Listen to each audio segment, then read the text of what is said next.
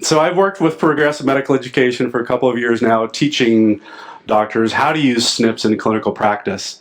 I'm the owner of Green Lab Solutions Company in Durango, Colorado, and my wife and I work with Optimal Terrain Consulting. And so I'm a biochemist by training, and so you're going to hear a lot of biochemistry this morning. You're even going to see 2 periodic tables, so get ready. So those bags that came with your conference registration, you might need that for a vomit bag after we start getting into the periodic table. I'll try to tone it down though, because I know that you're clinicians. You know, so the whole thing with my relationship with clinicians is I'm married to one. So my typical breakfast or dinner talk is, honey, why does glutathione do what it does? So I've also taught biochemistry board reviews at Southwest College of Naturopathic Medicine in Arizona. So I've spent a lot of time with clinicians, so I hope that my time with clinicians is valuable to all of you. So, objectives. So number one, I want you to think differently about SNPs. Number one, you cannot treat SNPs. You know, in graduate school, I was involved in characterization of SNPs where we're actually running gels. And if you think about that in perspective of how SNPs are assessed today, that's archaic. Right now, are all of you familiar with 23andMe or using 23andMe? So 23andMe uses a platform known as the Illumina platform, which is a chip. You know, it's a laboratory and a chip, and they're scanning 750,000 SNPs on your patients. And so if you look at the raw data, there is so much information there, it's just mind-boggling. So I want you to leave this talk with just a handful of SNPs that can be relevant. We're going to talk to some that don't even come up in any of the reports. So I want to give you some of the basic skills for how do you approach 23andMe data and how it can guide you, because number one, you can't treat SNPs. I'm going to just keep saying that over and over again. When I worked in the pharmaceutical industry, they told us you have to tell doctors everything 3 times before they understand it. So I want to change your perception of SNPs and make it more useful to you as a clinician. And it's personal to me. Anybody in here been to Durango, Colorado? It's one of the most beautiful places on the planet. I am so happy to call that home. This is my worst nightmare. I was sitting at the American Association of Naturopathic Medicine conference 2 or 3 years ago, listening to one of my heroes, Walter Crinnion, talk. And during Walter's talk, people started talking about, oh my God, what happened in Durango? And he stopped his talk because, does everybody know what I'm talking about? The Gold King mine disaster? Get used to it. We're going to have much more of this in the near future as the EPA is dissolved. But what is the color of the Animas River in this picture? Well, it's gold ore, which contains mercury, arsenic, cadmium.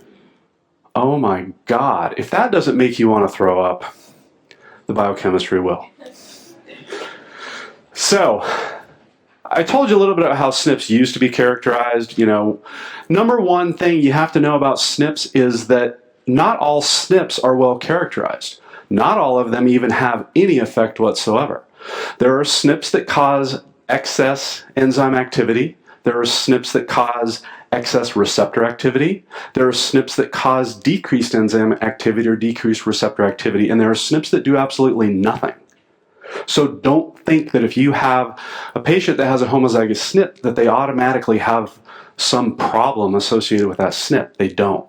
Always. You have to be able to look at some specific lab markers, which I just was absolutely perfectly led up to this with Dr. Tran and Dr. Quig this morning. So this is great. So enough about that. There are a lot of populational studies that are giving us information about how SNPs influence disease states. And for me, I've worked on about 500 SNP profiles for patients, and most of them are cancer patients. So I have a lot of oncology background with how I approach SNP analysis. So this is kind of misleading. This is a map of deaths. It's age-adjusted rate of death of drug overdose associated deaths in the US in 2015. And it's kind of misleading because it includes heroin overdoses and illicit drug overdoses. And so the point is, what I want you to start thinking about is the framework of what we're going to talk about in terms of toxicology is based upon our understanding of pharmacology. And the point is, not everybody can have the same efficacy with a drug and have the same toxicology with a drug.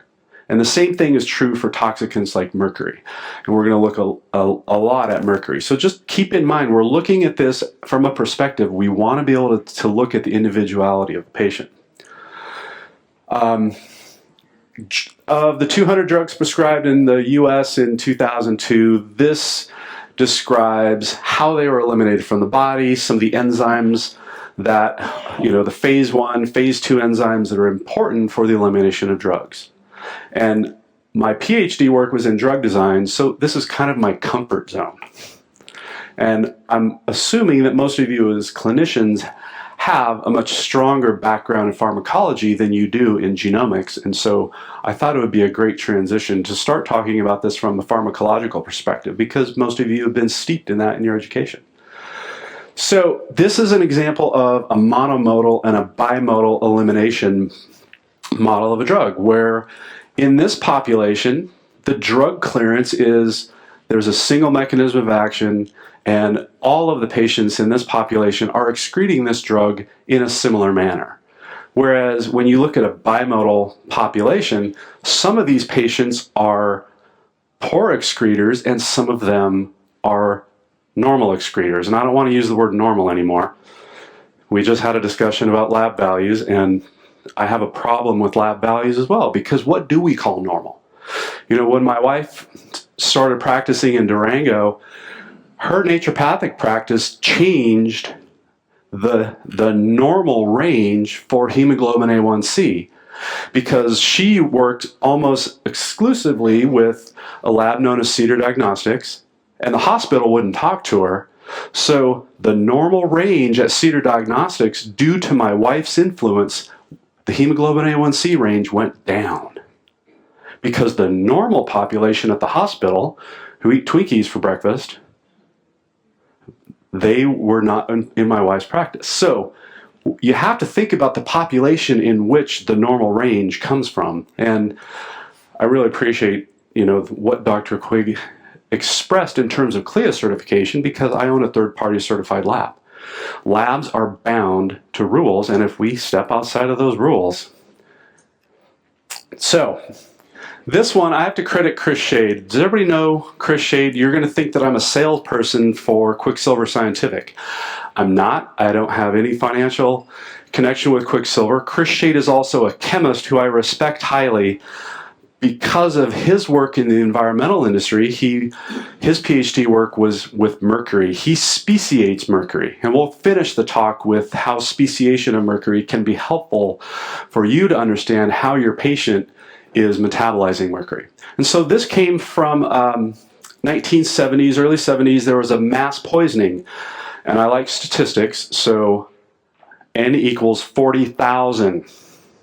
When I look at studies, I always look at how many patients were in the study. Well, 40,000 is a really good number for statistical significance. And what this data shows, and this was a horrible situation, this was wheat that had been treated with methylmercury as an antifungal, and the wheat was intended to be seed, and seed crops are commonly treated with methylmercury as an antifungal so that the seeds don't rot in the silos. This methylmercury treated wheat was sent to Iraq as aid. Good job, kids. So, mass poisoning, and what we see, this shows the x-axis here is hair length. One of the first things that they did is they looked at, this was hair analysis, so they looked at the hair length and how that correlated with mercury levels, and then they looked at the biological half-life in days. Typically what you're going to see in literature is that the biological half-life of methylmercury is around 60 to 80 days. In this huge population, this is one of the only times I've ever seen this, there was a group that had a biological half-life of 120 days. So why is that? Well, when you think about this part of the population are fast excretors. This is the mean of the population. Most people are going to excrete around 60, at this rate. These are the slow excretors, and then these are the people that have problems, genetic issues, so that they're not transporting mercury from the cells to be excreted. Okay. I also love cartoons. You'll probably hear me make reference to really bad Scooby-Doo episodes throughout the course of this. I just like this because this is what attracted me to biochemistry. It makes sense to me when I see patterns. My wife will tell you that this is a fashion faux pas, that I have too many patterns associated with my tie and my shirt, but I like patterns. So what I want you to recognize from this mess, and you've seen this before, what I want you to recognize is that there are connections here. And you as a clinician can't be thinking about, oh my God, if this patient has the A1298C mutation of MTHFR, then it's not like that. They have a mutation. They have other mutations, and there's a connection between these mutations within these biological pathways. And you've heard MTHFR. If you have MTHFR, you must take 5-methylfolate. No. You have to look at the patient's labs. When you think about how homocysteine, acetinosyl homocysteine feed into the methylation pathway, that's part of what I refer to as a three-legged stool. Transsulfuration through CBS actually has a major impact on homocysteine balance. And, I've seen about 500 SNP analysis, and I don't see a correlation with CBS and problems with urinary sulfate. And so I like to look at urinary sulfate because when people have incredibly high or incredibly low, and I know I'm not going to make anybody happy because there is no normal range, but I use a really cheap dipstick that's not even clinically approved. It's not a sensitive assay that I use, but I'm only looking for things that are either off the scale high or off the scale low.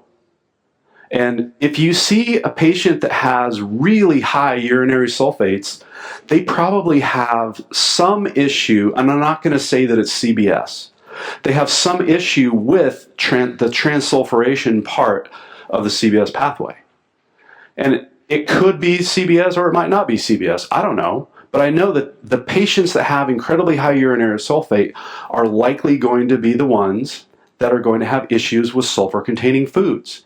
They may not be able to eat onions. One of the first things I ask patients, when we go through this, you're going to see that this is kind of like a random story as we go through these slides. And I think it's important that you as clinicians know your patient's story. And it may be random, but there's probably parts of that story that are very important. But things like, if the patient can't eat raw onions and they just are disgusted by the taste of raw onions, that might be an indication that they have some abnormality in their transsulfuration pathway. And notice H2S, hydrogen sulfide, that's also related to their gut. There are sulfur-reducing anaerobic bacteria. When their gut tends toward those sulfur-reducing anaerobic bacteria, that can be a contributor to how hydrogen sulfide influences their transsulfuration pathway. So there's a lot of things that go into this that the SNPs don't even tell you anything about. But your patient's history will tell you a lot about that. When we look at the big picture of this pathway, this person probably has some issues with nitric oxide. This person probably with COMT and MAO, they're probably a little bit crazy. But remember, there is connection. Remember we have phase 1 cytochromes that are transforming molecules. In this case, I focus a lot on estrogen because it's really well characterized. The metabolism of estrogen by cytochrome 1b1 and the SNPs of cytochrome 1b1 are so well characterized because this has been shown to be a major contributor to breast and ovarian cancer. And so most of the cytochrome 1b1 SNPs tend to be fast acting in nature. And remember that when cytochromes act upon aromatic molecules like estrogens, benzene, what happens is the cytochrome oxidizes that molecule, and when estrogens oxidize by cytochrome 1b1 into 4-hydroxyestradiol, 4-hydroxyestradiol is inherently unstable to oxidation, and it forms a molecule known as quinones. And the quinones of estrogen and the quinones of benzene and other aromatic pollutants actually can bind to and cause breaks in DNA. They're known as depurinating agents. And the estrogen quinone purine adducts that are removing bases from DNA can actually be isolated in the urine of women with breast cancer. And so this part of this pathway is extremely well characterized. We know that fast-acting cytochrome 1b1 causes excess production of quinones, and if you have GSTP or GSTT SNPs, it compounds the effect of fast phase 1. Does that make sense to everyone? So there's some of this that's really, really well characterized, and some of it's not. So some of this, like transsulfuration, we're kind of shooting from the hip, and some of it, we've got a lot of really good information. One last thing about methylation, there are about 250 methylating enzymes in the human body that use SAM as a cofactor. And so when there are problems with methylation, it's really a global problem. I like to focus on PEMT, phosphatidylethanolamine methyltransferase, because it's one of the major producers of phosphatidylcholine. It's a major consumer of SAM, and remember, phosphatidylcholine is one of the most important phospholipids in human membranes. And remember, as we talk about the transport of toxins, membrane integrity is absolutely essential. HNMT, histamine N-methyltransferase, is the methylation form of histamine metabolism. Remember, there's also an oxidative histamine metabolism that's vitamin C dependent. And COMT, you think of COMT as simply being something that metabolizes neurotransmitters. Think also of COMT as being phase 2 detoxification, especially for estrogen. Think of estrogen as a toxin, because it is. And remember that the best route of estrogen metabolism is when estrogen is metabolized into the hydroxyestradiol. The ideal situation is when those hydroxyestradiol are methylated by COMT to produce methoxyestrogens, because the methoxyestrogens actually have anti-cancer properties because they block estrogen receptors. I love that part of the pathway simply because it's really well characterized. Just a little side note, folic acid abnormalities will influence the formation of thyroid, dopamine, serotonin, and nitric oxide because of the connection with tetrahydrobiopterin. Cytochrome 1A2 is important for caffeine metabolism, but it's also really important for acetaminophen metabolism. And so if you have patients that are ultra fast metabolizers of caffeine, I think I've had like 16 shots of espresso already today.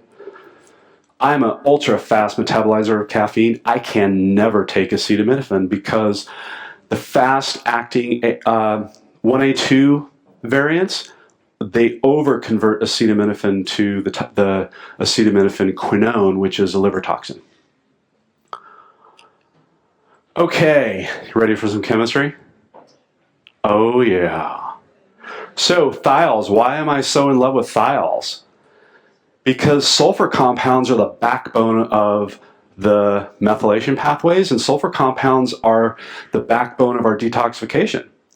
And if we have compounds in our body like heavy metals that have a high affinity for thiols, it causes numerous problems. So we have cysteine, methionine, selenomethionine. That's not a thiol, but it looks like a thiol, doesn't it? So I wish we had time to talk about selenoproteins. That could take me a whole day. Selenoproteins are a very important part of the glutathione pathways. So don't forget about selenium for people who are suspected to have mercury toxicity. Ooh, doesn't that just look ugly? selenomethylmercury complex. And anybody remember covalent bonds? I'm drawing covalent bonds between a metal and a nonmetal. Isn't that unholy? Does that make you kind of want to throw up a little bit? Well, it turns out that we'll come back to this. It turns out the properties of mercury tend to make it have bonds and selenium that are almost covalent in nature. So there's some weird properties of mercury. And then, anybody know this molecule? That's glutathione in its glory. Okay. Don't be afraid of the periodic table. It will not hurt you. There are atoms on the periodic table that will hurt you. I wanted to show you this not because I want to pound some chemistry down your throats, but I want you to recognize, so what this shows are the bluish spheres represent the metallic radius. And remember, the metallic is when the metal has all of its electrons. It's in its metallic state. You also hear about that as being the elemental state. So elemental mercury.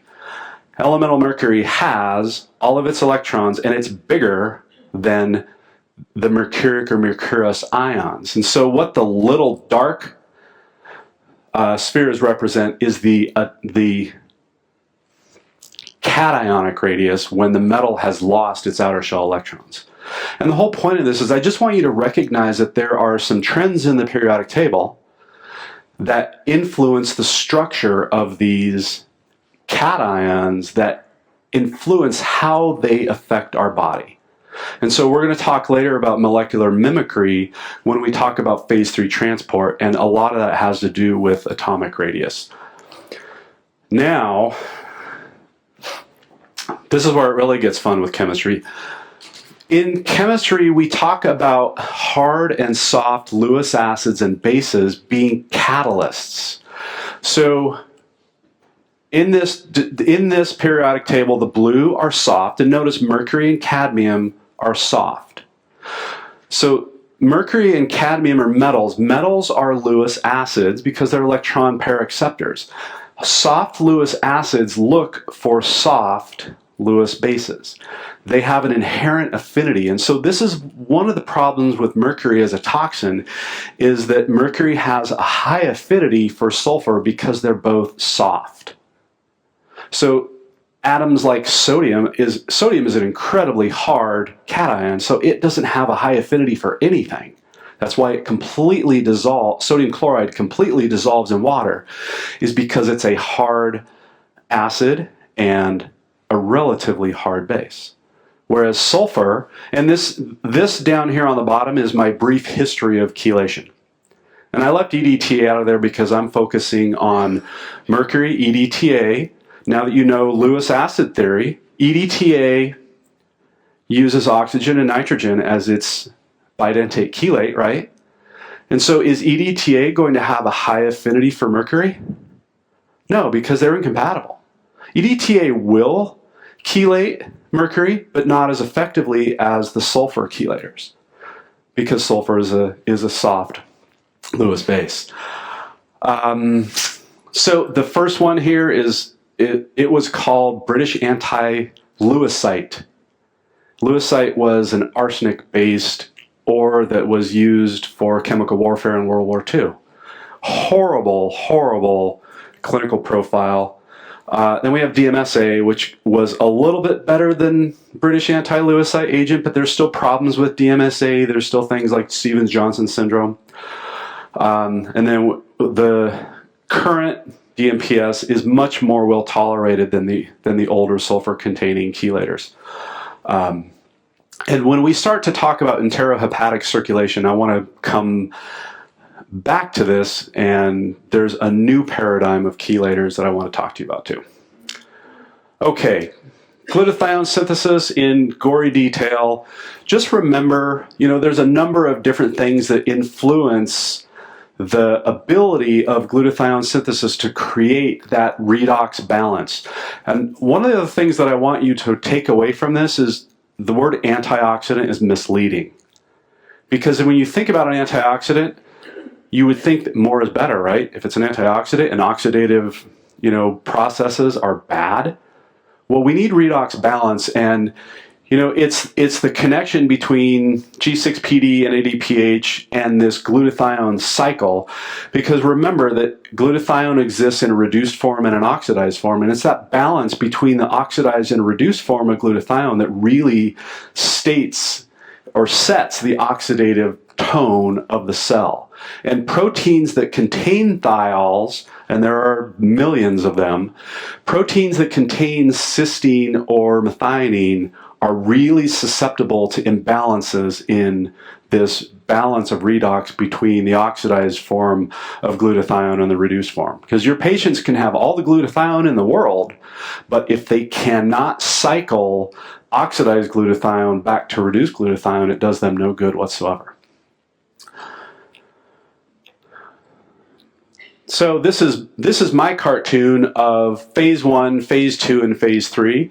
Anybody know this aromatic toxin? It's a relative of benzene, so it's one of the components of gasoline. This is orthometaxylene. So in the environmental industry, we call the components of gasoline BTEX: benzene, ethylbenzene, xylenes, and toluene. This is an example of how metaxylene is metabolized by phase 1. It's oxidized, and then it's conjugated with a CoA molecule, and then it is conjugated with a glycine to produce a much less toxic form of this environmental toxin. So remember what I said earlier about cytochrome 1b1. The phase 1 are activators, and they often produce more toxic intermediates, and those toxic intermediates need to be conjugated with things like acetyl-CoA or glycine to make them less toxic. And I loved Dr. Quig's analogy that if this is a bottleneck, then cytochrome is actually producing more problems than it's doing good. And so just recognize that these detoxification pathways are largely starting in the liver with the cytochromes, but we need the gut and the kidneys to help us to excrete. And phase 3 are all of these transporters, and these transporters can be helpful, or they can actually be detrimental in terms of if the toxin is easily transported by one of these transporters, we're in good shape. If there are issues with these transporters, such as mutations, we'll see patients that are the slow excretors of toxins. Okay, another beautiful cartoon. You've all seen this before. You had this in your basic biochemistry. This is enterohepatic circulation, where this is showing bile metabolism. And think about bile metabolism as a really good example of what happens to fat-soluble toxins, because fat-soluble toxins will go through the same recycling. And so there are transport molecules or enzymes that are involved in the transport of bile salts into the intestine, and depending upon GI tract motility, if your patient is constipated, you're going to have more reabsorption of bile salts and more reabsorption of toxins. And so, number 1, make sure that your patients are drinking water. Anybody here know the drug Fosamax? You know why Fosamax was misleading? The prescribing information, I used to sell Fosamax. The prescribing information for Fosamax states that the drug must, yeah, exactly. I'm sorry, I sold Zocor, Cozar, Hyzar, Maxalt, Vioxx, Prinavel, Prinazide, Proscar. I perpetuated the lie. So I'm here to repent. So,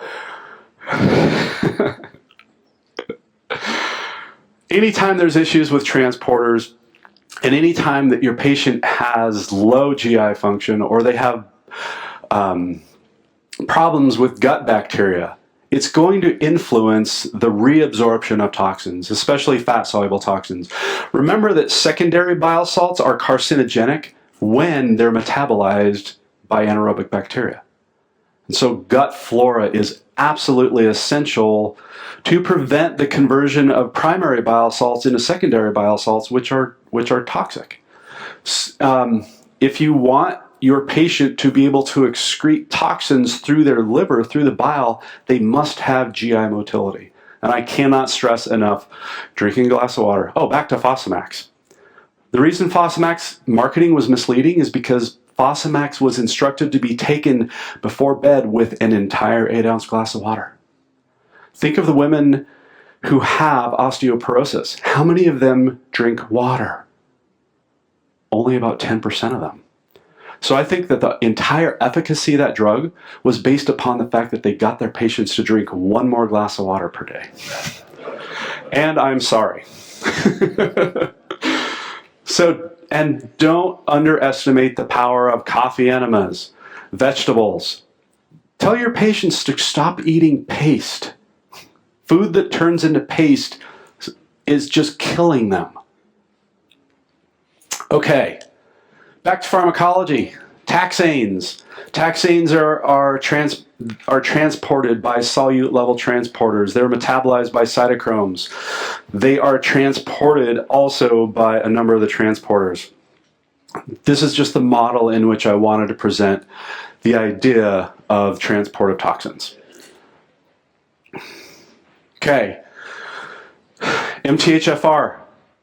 Can you treat MTHFR? No. Good, I've done my job. MTHFR does influence hypersensitivity to mercury because methylation is essential for phase 2 clinical or for phase 2 detox. Methylation is essential for epigenetic regulation of the human body. I'm not even going to talk about methylation of DNA because it would take 3 days for that. We do know that the C677T mutation of MTHFR directly influences the toxicity of methotrexate. Enough said about MTHFR. We had a great primer on the MTRR complex. Nitric oxide inhibit acetaldehyde. Where are we exposed to acetaldehyde? Alcohol. Remember, ethanol is oxidized in the liver by alcohol dehydrogenase to acetaldehyde. Acetaldehyde is an inhibitor of the MTRR complex. So it actually can oxidize. It can oxidize B12. Remember, B12 is the cofactor of methionine synthase. So this is where B12 does its job. Lead, arsenic, aluminum, obviously, are all also inhibitors of this enzyme complex. This is a cell line study. I always want to qualify. Cell line studies are important because they give us clues. They're not the end-all be-all, but in this cell line study, they showed that copper, lead, mercury, and aluminum were all inhibitory of methylation in this cell line study. Just a clue. So BHMT, remember that BHMT is our collateral route for the conversion of homocysteine to methionine, and it functions in primarily in the liver and kidneys. So if you have patients with incredibly high homocysteine and you can't get their homocysteine down with 5-methylfolate or B12, think about betaine or trimethylglycine. It can be a really helpful thing to get patients methylating who just have, and I'm talking like I've seen patients homocysteine, in the 20s, and they couldn't tolerate 5-methylfolate. I would give them, microdoses of liposomal 5-methylfolate, like 1 drop of 5-methylfolate liposome in a glass of water, and then have them take a teaspoon of that glass of water and dilute it in another one, and they're so toxic. This guy actually he grew up in a Superfund site in Livingston, Montana, where Union Pacific Railways had their, what do they call it, a chlorinated organic steam room for cleaning parts.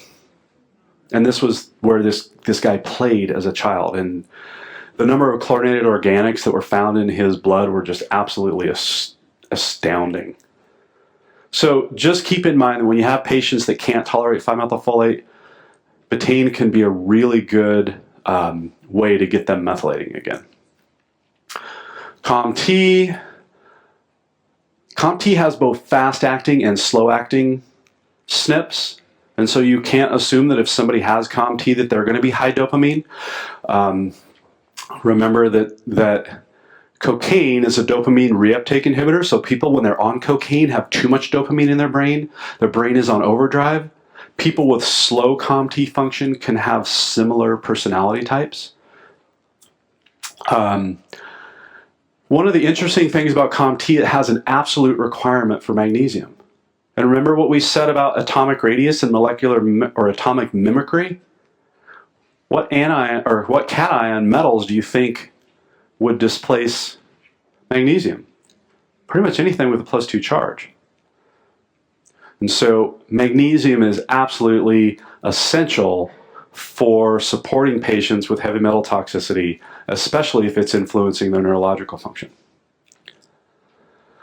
This is a study, a human study, that looked at children that had mercury exposure, and the children with COMT SNPs had worse learning disorders than the patients that didn't have COMT SNPs. So it seems that lead and mercury both have some influence on COMT function.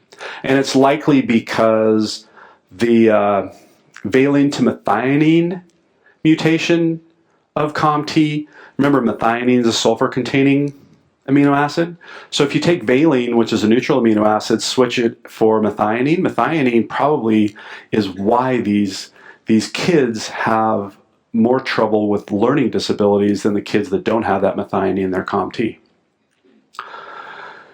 PEMT, there's no direct connection here with toxicity, but as I said earlier about phospholipids, PEMT supports our phospholipids by producing phosphatidylcholine. And so if you have patients that are not methylating, give them liposomal anything because liposomes are typically made in phosphatidylcholine. Phosphatidylcholine can help these patients to compartmentalize better. Remember that the mitochondria is so compartmentalized, there's 2 membranes on the mitochondria. So if you have patients that are not methylating, they're probably going to be deficient in phosphatidylcholine, and they're probably going to have leaky membranes. I don't want to say anything about CBS except that it is inhibited by cyanide, mercury, nitric oxide, and peroxynitrate. And you have to be careful with B6 because if you have a patient that is over-metabolizing their sulfur and you give them B6, it can exacerbate that. So patients with high urinary sulfates, you don't want to give them high doses of B6, or don't give them pyridoxal 5-phosphate, give them the less active form of B6, or limit their B6. This is why I don't like fixed dose combinations of B vitamins, because not everybody can tolerate B6 the same way. Okay, cytochrome 1A1, we've already talked about that. Let's move forward. N-acetyltransferase. This is important for acetylation of arylamines. Arylamines are products of combustion, so heavy industry. This just describes where they come from. There's a lot of different manufacturing processes that release arylamines into the atmosphere. This is a malaria drug that's metabolized by N-acetyltransferase. GSTP1, I can't say enough about the importance. So glutathione transferase, PI1, it's the backbone of our ability to detoxify. I can't tell you enough how much we need to support glutathione transferases. The challenge is that patients that have high urinary sulfates might not tolerate oral forms of glutathione because they struggle with sulfur. And so for those patients, I would recommend Oxycell is a glutathione cream. Have them rub it right on their liver because they can get some benefit from that. So really, really toxic patients are going to be so hypersensitive that if you give them oral glutathione, they may not tolerate it well. In that case, topical is a great place to start, and you just have to go slow. And they just have to understand that if it took them 30 years to become toxic, They're not going to become detoxified overnight. I have a rule of thumb, if for every year that they became toxic, it's going to take at least 2 months for them to be detoxified. And it's tricky. Glucuronidation is really important. There are a number of different studies that have shown glucuronidase, or pardon me, I can't say it, but UGT, SNPs do influence the levels of multiple different toxins. And let's blow through that. Liver function. All I have to say is liver function is central to everything biochemically. Because remember that a liver cell can do almost every biochemical pathway that we know of, whereas a muscle cell can't. That's why we have things like the Cori cycle, where the liver is taking up lactate that the muscles can't metabolize. The liver is biochemical central, and how do we take care of liver function? Number one, sleep. In Chinese medicine, they will tell you that liver time is between 1 a.m. and 3 a.m. And I think that the most important time of sleep is that between 10 and midnight. If your patients are not sleeping well, remember that the pineal gland, in the presence of light, is putting the body not into a restive and restorative state, but into an active state. We need to darken the pineal gland at night so that we can go into that rest and restorative state. That's where glutathione is really produced, is at night. Arsenic is metabolized by arsenic methyltransferase, which is a SAM-dependent methyltransferase. And I just like this cartoon because, like me, this guy's arms are too long for his body. But in all seriousness, the state of methylation of arsenic metabolites is directly influencing the toxicity. And so this just shows that the number of methyl groups dramatically, and notice that this is a LD50, dramatically decreases the toxicity of arsenic metabolites. So if your patients aren't methylating and they have arsenic toxicity, you need to get them methylating. Okay, this was a study that showed the connection between arsenic methyltransferase SNPs and the levels of urinary metabolites. And this just shows the connection of the arsenic methyltransferase consuming SAM in that pathway that you've seen like 100 times. More metabolism of arsenic and polymorphisms that influence the urinary disposition of arsenic. Now we're going to switch gears a little bit and talk about some of the organic pollutants. And BPA and p-creosol are both breakdown products of plastics, and even I know that BPA free is better than BPA, but from a chemist standpoint, did anybody here remember The Graduate? Dustin Hoffman's first movie? Plastics, son. Plastics. Yeah, and that's what's going to kill us is plastics. No food or drink in plastics ever. Ever, ever, ever, ever. And this just shows the organ systems that are necessary to remove BPA from the body. This is a representation of the physical structure of BPA and some of its structural relatives, which happen to be estradiol. DDT is a structural relative of BPA.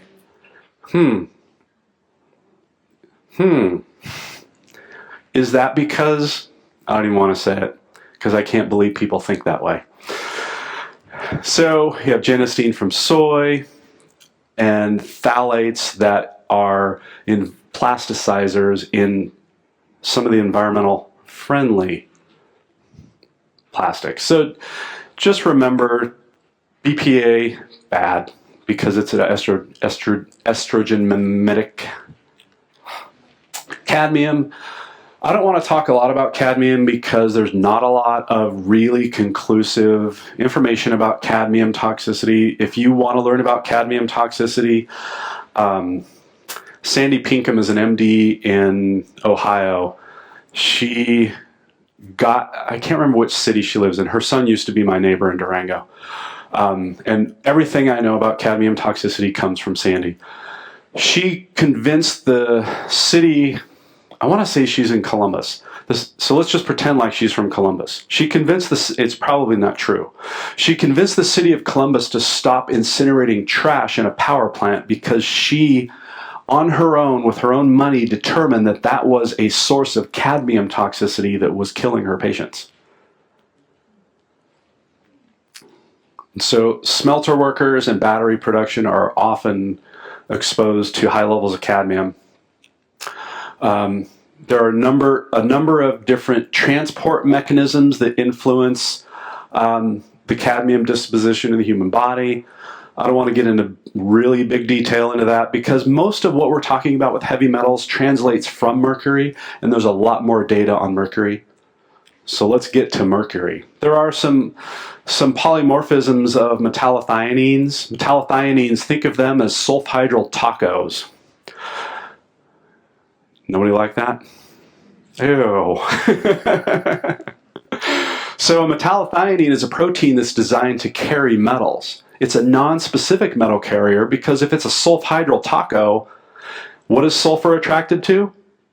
Soft Lewis acids. How many soft Lewis acids are there on the periodic table? A lot. And so metallothioneins are intended to transport zinc and iron and some of the, there's a lot of transport mechanisms for metals because metals cause oxidative stress. And so polymorphisms in metallothioneins influence the disposition of cadmium. And so we'll come back to this when we get to the end when we talk about mercury testing, because Chris Shade from Quicksilver has done something amazing based on his understanding of metallothionein function. So this is just showing chromium toxicity. I don't want to talk about this either. Everybody remembers, what was the movie? Aaron Brockovich? So just remember that it's chromium 6 is the toxic form of chromium. Other forms of chromium actually have beneficial properties. And so it's hexavalent chromium that we tested for in environmental labs that I've worked in.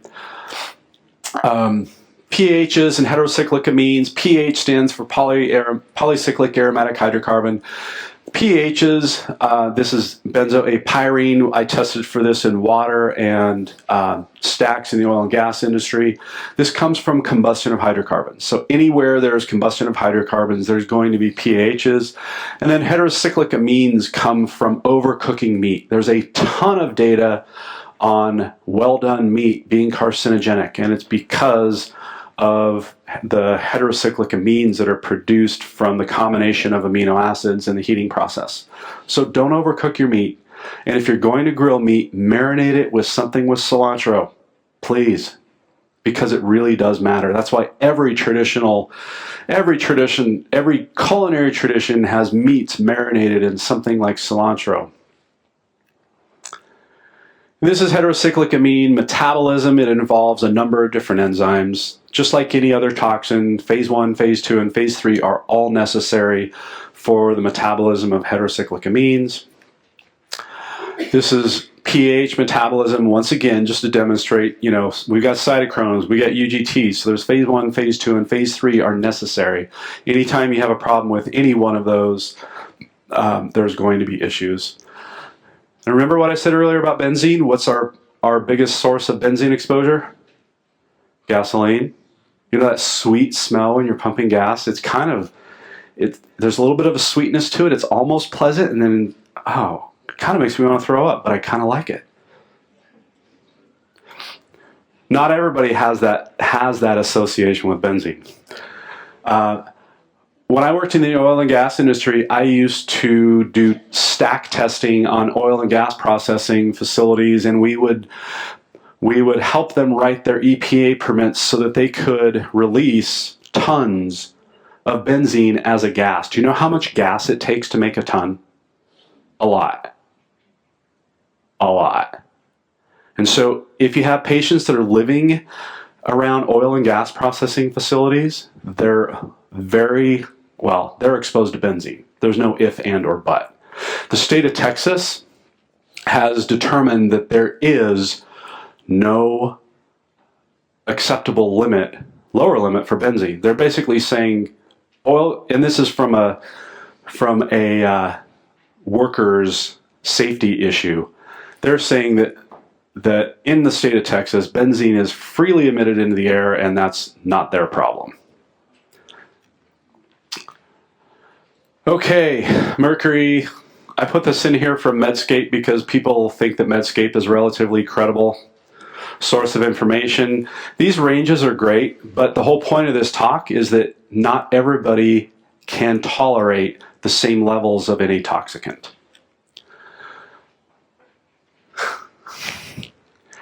What's the biggest problem with mercury? Is nobody wants to give humans mercury. So we started with 40,000. That was accidental, horrible accidental. What is this? N equals 3. What do we learn from a study that has N equals 3? Well, not much. It gives us some indication, but this doesn't tell us individuality. And so the reason we saw that one peak out at 120 days in the Iraq study is because we had enough patients in that study that we know we're going to see some of the individuality. You don't see that in N equals 3 ever. So I don't even want to talk about this. I mean, it's interesting because they looked at the biological half-life, you know, that typical 70 days, whatever. But they looked at where the mercury ended up in the body, and that's interesting. Mouse study, NRF2. When you think glutathione, think NRF2, because NRF2 is a transcription factor that upregulates the entire antioxidant system. And I just said antioxidant, didn't I? And NRF2 is upregulated by bioflavonoids. So colorful foods. It's absolutely essential that your patients are eating foods with color, nothing white. I want to thank the Colorado Department of Public Health and Education for educating us in Colorado. Are there fishermen? See, I'm so sexist, I assume that women don't fish. There are more women fishing today than ever in history. But the point is, in the lakes, in my pristine, beautiful, angelic home, we can't eat the fish because they're all mercury filled. And actually, these data points that you see for mercury, these were done by Quicksilver Laboratory and Chris Shade. Mercury polymorphisms, we're going to have to blaze through this, but it comes down to glutathione. This is one of the markers, 5-oxyproline or pyroglutamate. You can see this in organic acids. When you see, remember you're going to want to run organic acids when the patient's anion gap is high. When their anion gap is above 16, it means they have some kind of acidosis. And when they have 5-oxyproline acidosis, it means that their glutathione system is basically tanked.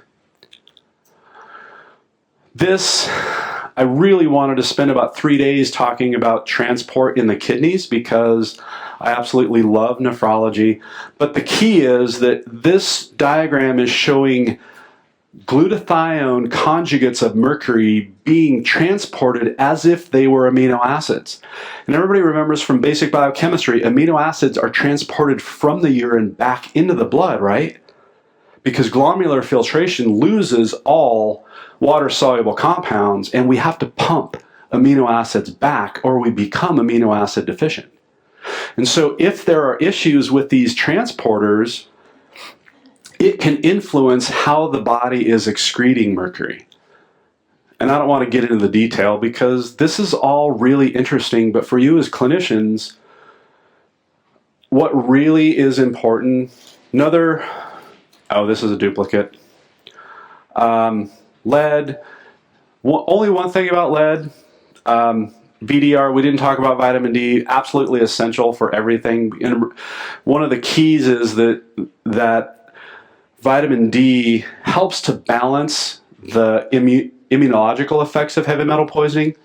Remember that glutathione is directly related to our ability to balance between T1 and T2 immunity, or Th1 and Th2.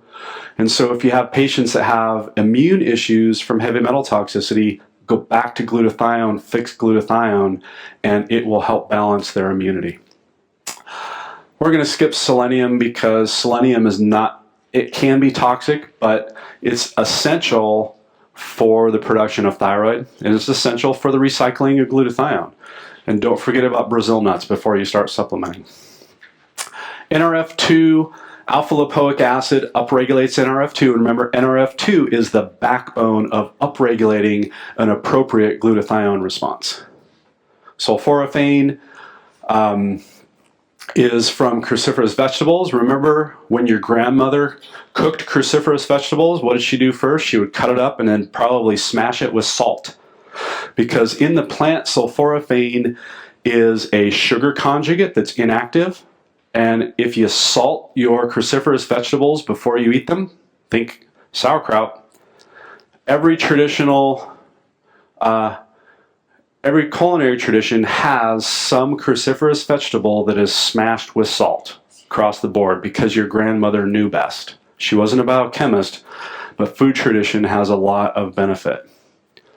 Sorry if we have any vegetarians in here, but this is my experiment with how much methylmercury could I contaminate my body with. This is a 90-kilo ahi caught off the coast of Puerto Vallarta in Mexico.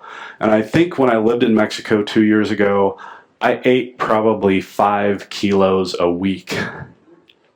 And the result was, so this is an example of a full metals panel this used to be done by Quicksilver through ACZ Labs in Colorado. Quicksilver now has their own ICP-MS, and we're done. Can we go like 1 minute over? Okay. So notice, where is my mercury? Whoa. I've got mercury, lead, cadmium. Probably why I'm a little bit crazy, right? So that's the typical, this is done by ICP-MS, and this is a whole metals panel, and Doctors Data does this, Great Plains Laboratory does this, and I recommend them because they're CLIA certified labs.